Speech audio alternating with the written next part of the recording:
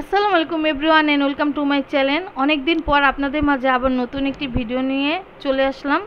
আজকে যে ভিডিওটা করেছি অনেক গুরুত্বপূর্ণ ভিডিও, সেটা হলো কবুতরকে কিভাবে সুস্থ রাখবেন এই বিষয়ে আমি কিছু কথা আপনাদের সাথে শেয়ার করব।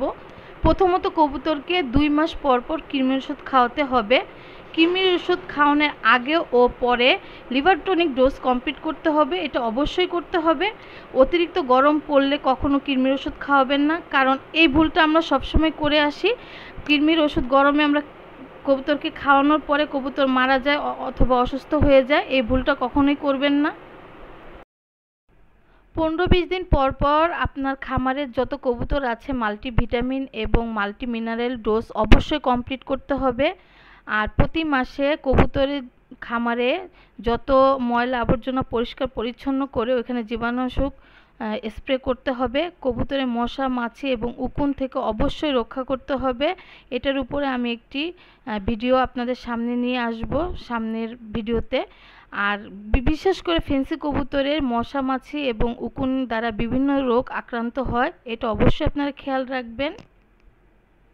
যদি দেখেন আপনার খামারে কোনো কবুতর হঠাৎ করে অসুস্থ হয়ে গিয়েছে, সঙ্গে সঙ্গে আপনার খামারের বাইরে কবুতরকে আলাদা রাখবেন। চেষ্টা করবেন খামার থেকে একদম বের করে ফেলতে, কারণ অন্যান্য কবুতরগুলো অসুস্থ হওয়ার সম্ভাবনা আছে। আর ওই কবুতর সুস্থ হওয়ার আগ পর্যন্ত আপনার খামারে এই কবুতরটা ঢুকাবেন না, সুস্থ হওয়ার পরেই কবুতরকে খামারে ঢুকাবেন। আর যদি আপনার কবুতরকে এক স্থান থেকে আরেক স্থানে আনা নেওয়া করা হয়, তাহলে আনার আগে আপনি স্যালাইনের পানি খাওয়াতে হবে কবুতরকে, এবং নিয়ে যাওয়ার পরেও স্যালাইনের পানি খাওয়াতে হবে। এই কাজটা আমরা অনেকেই করি না। দেখা গেলো আমরা দূর থেকে একটা কবুতর কিনলাম, আমরা বাসায় নিয়ে আসলাম, আনার পরে অন্য কবুতরের সাথে ছেড়ে দিলাম, কিন্তু এটা কখনো করবেন না। ওকে কিছুক্ষণ আলাদা রেখে স্যালাইনের পানি খাওয়াই একটু সুস্থ হওয়ার পরে অন্যান্য কবুতরের সাথে রাখবেন। আর বাজার থেকে আমরা যে খাবারগুলি নিয়ে আসি সেটা সঙ্গে সঙ্গে কবুতরকে খাওয়াতে দিবেন না, কারণ এটার মধ্যে অনেক ধরনের জীবাণু থাকে। এটা আনার পরে ভালো করে ধুয়ে রোদে শুকিয়ে তারপরে কবুতরকে খাওয়াবেন। এতে কবুতর অনেক ভালো থাকবে, কারণ এটার মধ্যে অনেক জীবাণু থাকে। ওই জীবাণুর মাধ্যমে বিশেষ করে ফেন্সি কবুতরগুলো বেশি আক্রান্ত হয়। আপনার খামারে যদি কোনো কবুতর আঘাত পেয়ে সেখানে ক্ষত হয়, তাহলে সাথে সাথে অ্যান্টিসেপ্টিক মলম লাগাবেন। যদি আপনার বাসায় অ্যান্টিসেপ্টিক মলম না থাকে, তাহলে হলুদের পেস্ট সেই ক্ষত স্থানে লাগিয়ে দিবেন। হলুদের পেস্ট লাগালে অতি তাড়াতাড়ি ঘা বা ক্ষত শুকিয়ে যায়।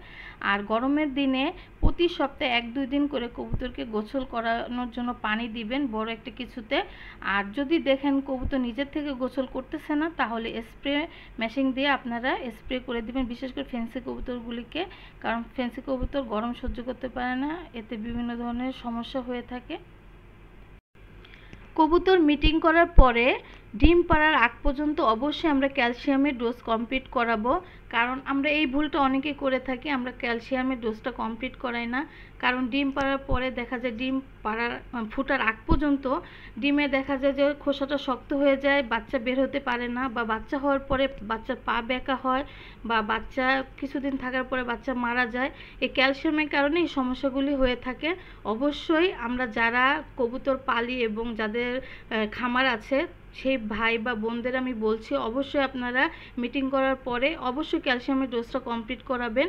আজ এ পর্যন্ত, সবাই ভালো থাকবেন, সুস্থ থাকবেন, আল্লাহ হাফেজ। আর আমার ভিডিওটা যদি আপনাদের ভালো লেগে থাকে অবশ্যই সাবস্ক্রাইব করবেন, কমেন্ট করবেন, শেয়ার করবেন। আল্লাহ হাফেজ।